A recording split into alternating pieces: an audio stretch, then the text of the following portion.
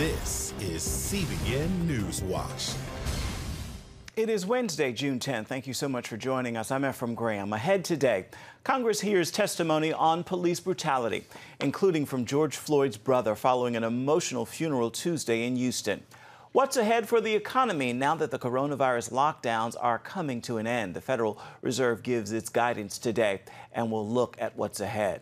You may be a criminal and not even know it. We're going to look at how excessive government regulations mean anyone could be breaking the law. And the very place where George Floyd died in Minneapolis, the gospel is now being preached with salvations and healings taking place. We're going to bring you a firsthand look. All those stories and more are ahead in this edition of CBN NewsWatch. I want to begin this half hour with the ongoing examination of police tactics, with the House Judiciary Committee holding a hearing on police brutality today. 12 witnesses are set to testify, including George Floyd's brother, Philonise, who spoke at Floyd's emotional funeral in Houston on Tuesday. I believe that a change is gonna come. I want justice for my brother, my big brother. Today's hearing on Capitol Hill comes after Democrats have introduced a major police reform bill, and congressional Republicans are working with the White House on their own measures. I've asked Senator Tim Scott to lead a group that is working on a proposal to allow us to respond to the obvious racial discrimination that we've seen on full display on our television screens over the last 2 weeks. A former nightclub co-worker of both George Floyd and Derek Chauvin, the former police officer charged with his murder, says the two men bumped heads when they both worked security at a nightclub. David Penny told CBS News they had a history of friction. He says it had a lot to do with Chauvin being extremely aggressive within the club with some of the patrons. CBS adds the Floyd family believes that what happened on May 25th was in part personal for Chauvin. The club's owner also told CBS she thinks Chauvin was afraid and intimidated by black people. Federal government and states across the country taking action against police misconduct. Some officers are pushing back against the portrayal of police as abusers. Michael Mara, president of the New York Police Benevolent Association, spoke out yesterday. I am not Derek Chauvin. They are not him. He killed someone. We didn't. We are restrained. And you know what? I'm saying this to all the cops here. Because you know what? Everybody's trying to shame us. The legislators, the press, everybody's trying to shame us into being embarrassed about our profession. Well, you know what? This isn't stained by someone in Minneapolis. It's still got a shine on it. And so do theirs. So do theirs. Amir also said, quote, stop treating us like animals and thugs and start treating us with some respect. The Federal Reserve Board is set to deliver its economic outlook today. And while there are signs the economy is recovering, the U.S. is still recovering from the unprecedented coronavirus lockdowns, which could lead to a cautious approach moving forward. The economy is still a huge factor in the presidential election, and polls show President Donald Trump has the advantage there. Caitlin Burke is on this story. All eyes are on the Federal Reserve Board, set to deliver their first economic forecast and policy proposals since late last year, before the pandemic caused an unprecedented economic shutdown, but on the heels of an encouraging jobs report that shows millions of Americans are going back to work. We sure did get a blockbuster jobs report on Friday. There's no question about that. And boy, was that good news when we most needed it, given the havoc and chaos of the last, 3 months. But we're not out of the woods yet. The economy went into recession in February, ending more than 10 years of expansion.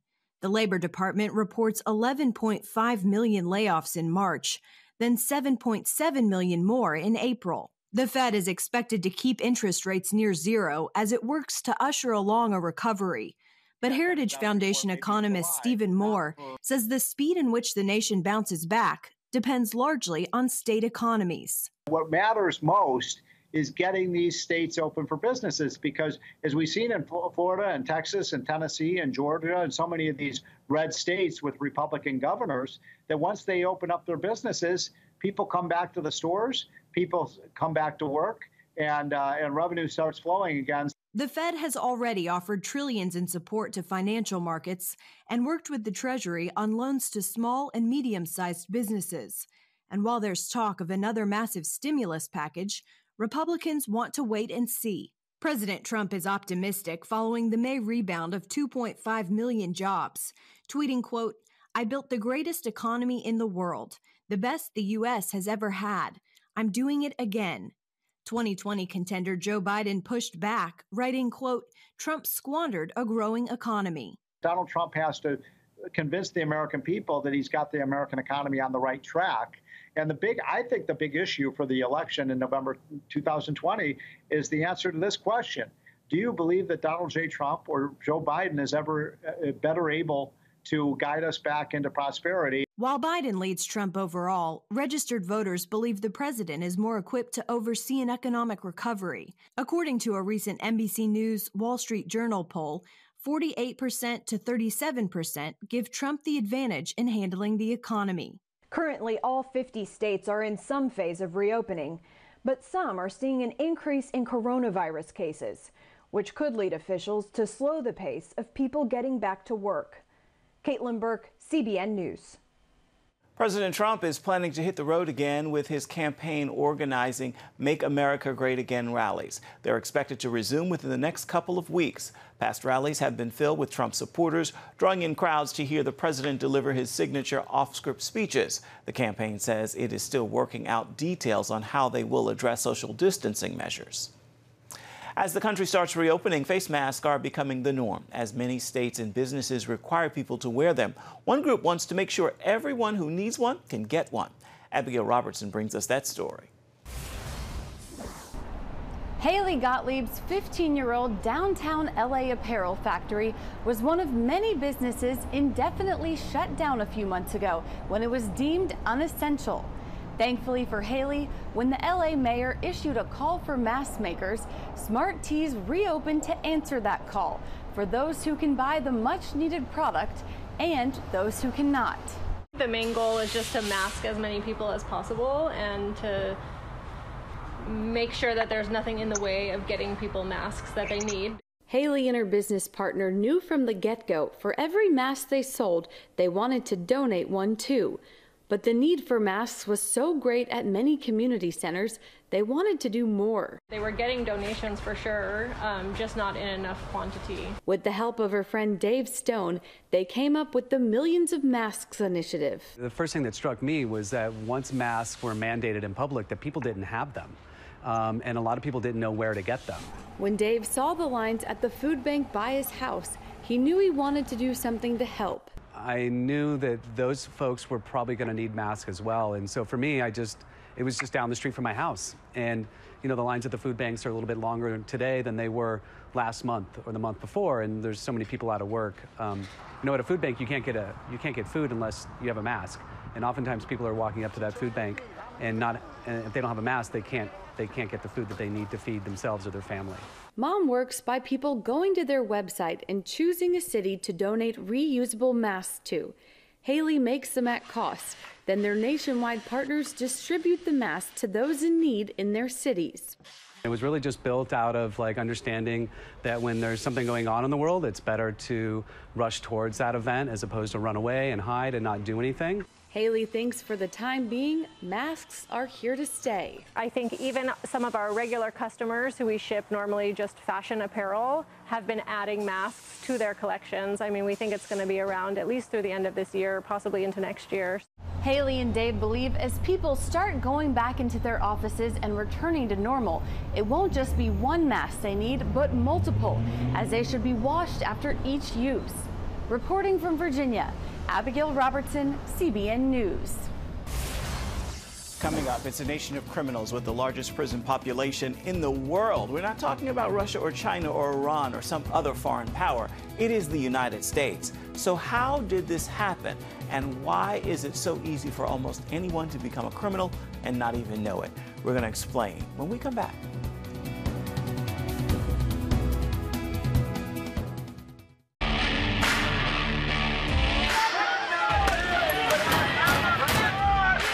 Before you marry is a bad idea. Don't tell me there's no such thing as gun violence. That just depends on your definition of when life begins. Watch Dan and Dale tackle trending topics that test your faith on the next Faith Wire, Monday night at 9:30. The Global Lane takes you around the world, providing facts over fiction. What might rising trade and geopolitical tensions mean for you on the home front? With over 45 years of experience, award-winning journalist Gary Lane brings you the truth from a global angle. What about the issue of immigration? World news analysis you won't see anywhere else. And it's all right here on the Global Lane. Watch The Global Lane, Thursday night at 9:30.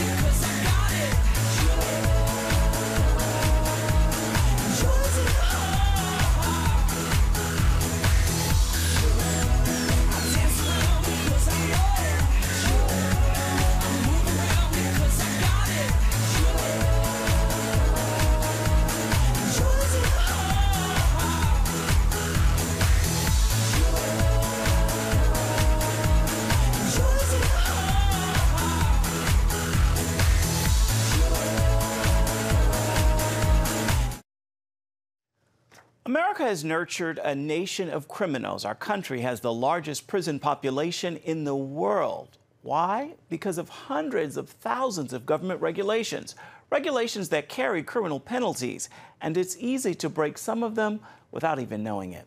What is the cost of locking up so many people? Hundreds of billions of dollars each year is what it is, and it's paid by you, the taxpayer. Jennifer Wishon explains how the crisis now grips our country to a point of overcriminalization in America. Two major stories dominating the headlines for weeks find themselves at a controversial crossroad: the COVID-19 lockdown and protests following the death of George Floyd are bringing renewed focus on law enforcement and America's freedoms, or lack thereof.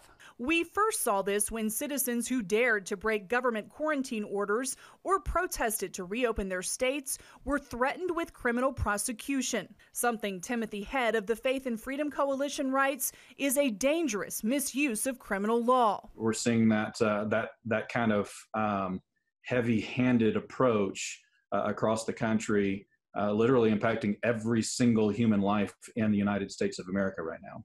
And during this wave of civil unrest and protest, we've seen peaceful demonstrators, even journalists, arrested, pepper sprayed, and shot with rubber bullets like criminals for exercising their constitutional rights.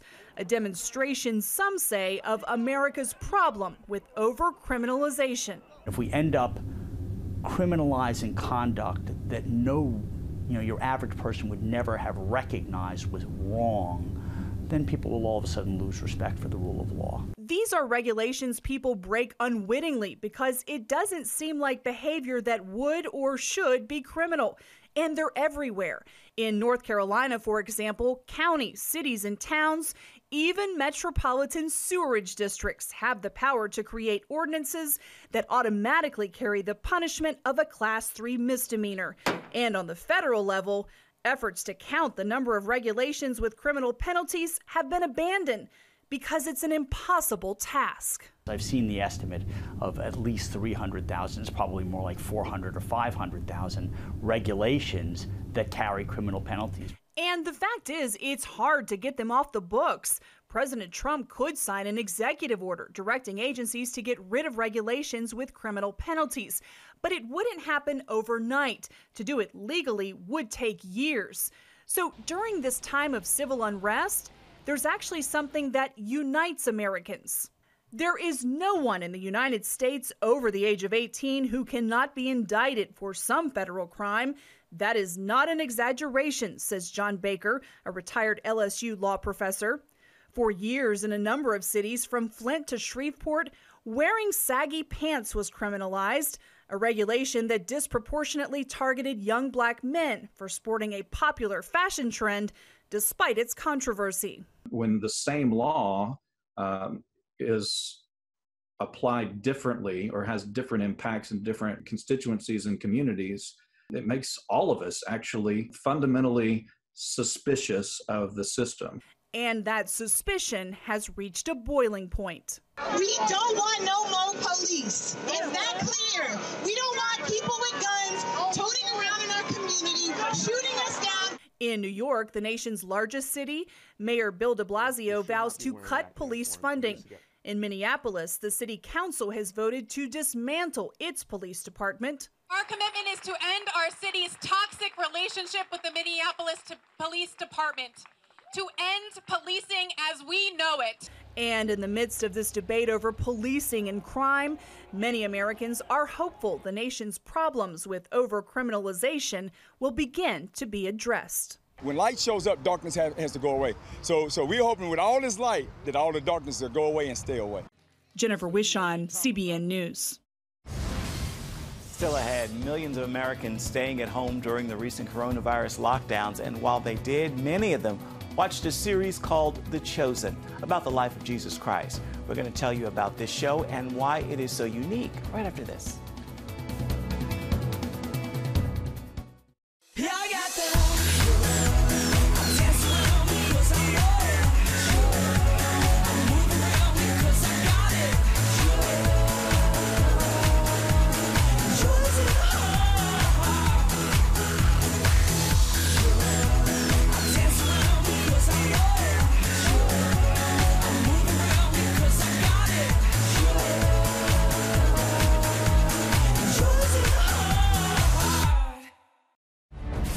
On the home front.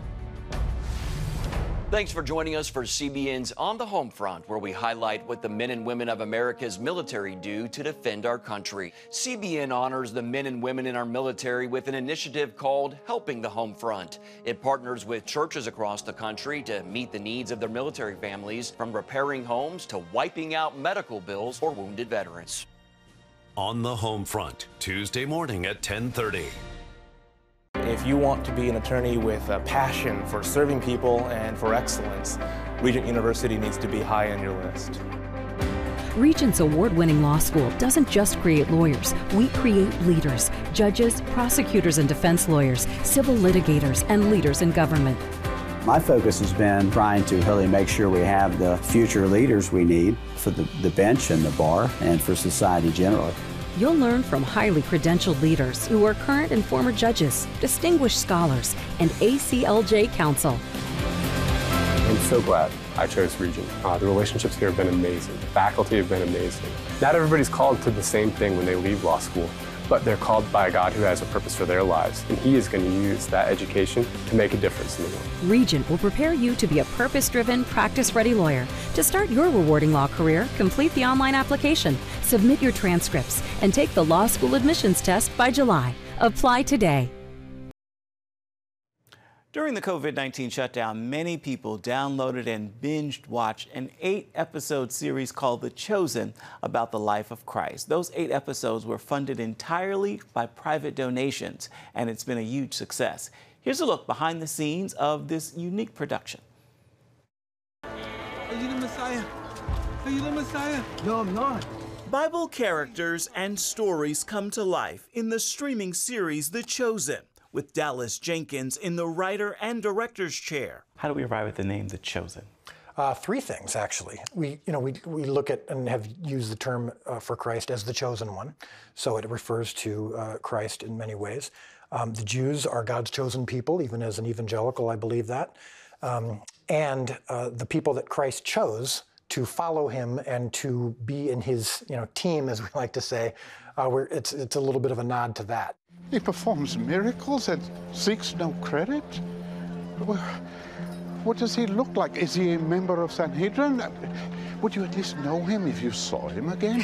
You might say telling Bible stories is in Dallas's blood. His father is co-author of the popular Left Behind book series.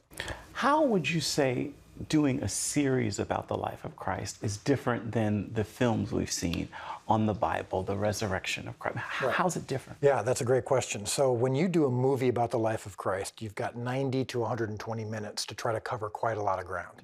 And so oftentimes it goes from miracle to miracle, Bible story to Bible story. Jesus is typically the main character.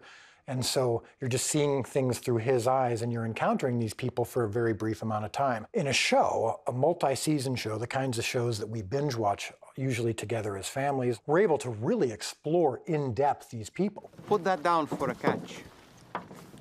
A little farther out. I don't have a quarrel with you, teacher. We've been doing this all night. Nothing. Seen here with Peter in The Miracle of the Fish, Jonathan Rumi is a familiar face in the leading role.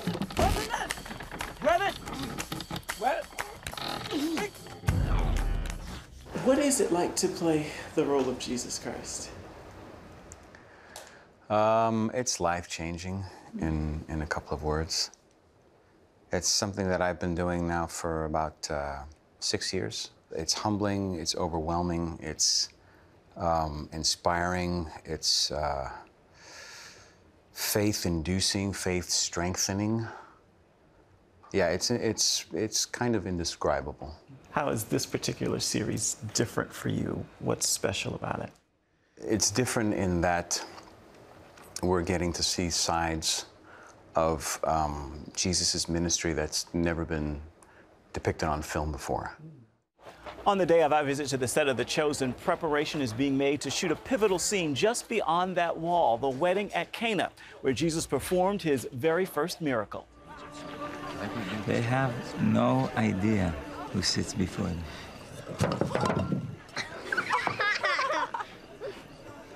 To be a child again, yes? We're exploring what it's like to be at a first-century wedding, what it might have been like to have Jesus as a guest at a wedding. It's a very joyous occasion, and again, one that I can scarcely recollect ever having seen put to film before. We're getting access to a humanity that people often, I think, forget. He felt the things that we feel. He experienced loss and sadness and frustration and happiness and joy and all those things, temptation, but without, conceding to that. The role intimidating in any way? Oh, yeah.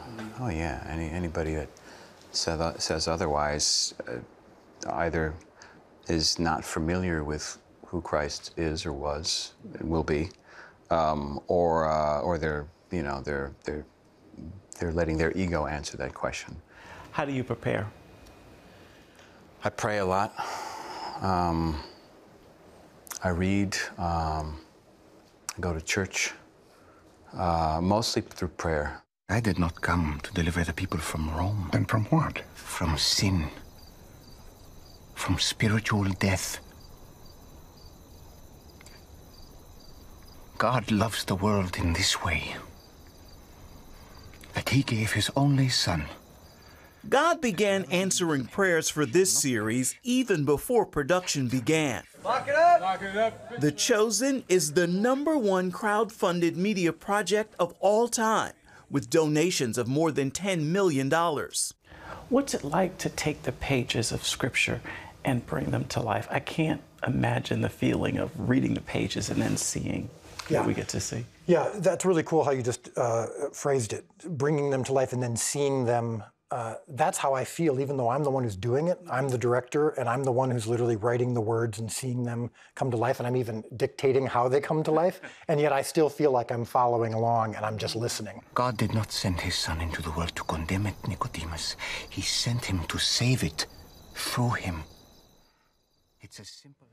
The creators of The Chosen are now working on the next round of episodes. To find out how you can view the first 8 episodes absolutely free, go to CBNNews.com. Also tonight on Studio 5, the sounds of revival are in the air with Bethel Music. We're sitting down with 2 members of the collective to talk about their new album, and smiles are all around with a new animated series. Josh Gad and Kristen Bell will be joining us to tell us all about Central Park. You can see all of that this evening on Studio 5, beginning at 9:30 Eastern. You can find that on the CBN News Channel.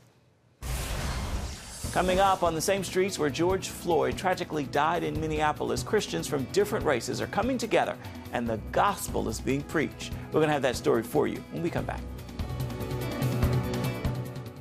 If you want to be an attorney with a passion for serving people and for excellence, Regent University needs to be high on your list. Regent's award-winning law school doesn't just create lawyers. We create leaders, judges, prosecutors and defense lawyers, civil litigators, and leaders in government. Ready to become a purpose-driven, practice-ready lawyer? To start your rewarding career, complete the online application, submit your transcripts, and take the law school admissions test by July. Nutrition, exercise, essential oils, weight loss, and more. It's Healthy Living with Lori Johnson. Talk about what's in this. Join CBN health reporter Lori Johnson to get the latest information from today's top health experts. This is fantastic. Find out what you need to know to live a healthier life. Watch Healthy Living, Tuesday night at 9:30. Woohoo! Hi, Superbook fans. Here's something else you'll love. It's the new Superbook Bible app. It's packed with games, activities, and Superbook episodes that you can watch for free. Oh no! There's trivia, a fun daily devotional, and answers to your Bible questions. Plus, an easy-to-understand Bible the whole family will enjoy. You can even create your own Superbook character. Ta-da! Whoa! The Millsburg Falls man coming. Sorry, pardon me. Sorry, excuse me. Ouch! Are you getting this? Earn super points to win daily prizes too, and so much more. Time to get back to my adventures. See you soon. It's the new Superbook Bible app. Free downloads on iTunes, Google Play, and Amazon. Welcome back. In addition to the peaceful demonstrations and violent protests following the murder of George Floyd in Minneapolis, hundreds of people have also gathered on the streets right there to glorify God through worship, evangelism, and baptism.